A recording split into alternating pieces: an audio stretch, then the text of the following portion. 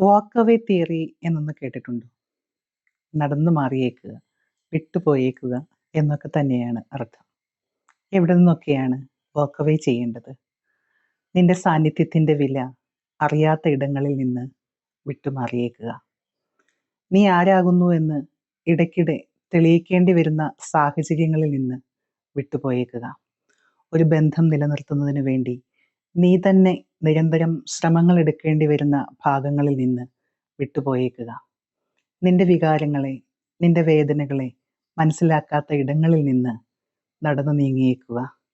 നിന്റെ സ്വഭാവത്തെ, നിന്റെ യാഥാർത്ഥ്യത്തെ മറച്ചു വെച്ച് പെരുമാറേണ്ടി വരുന്ന ഇടങ്ങളിൽ നിന്ന് വിട്ടുപോയേക്കുക. ഈ വിട്ടുപോകലുകൾ എന്നത് ഒരിക്കലും മറ്റുള്ളവരെ ഉപേക്ഷിക്കലുകളല്ല. നിനക്ക് നീ കൊടുക്കുന്ന സ്നേഹമാണത്. നീ നിന്നെ ഉപേക്ഷിക്കാതിരിക്കലാണത്.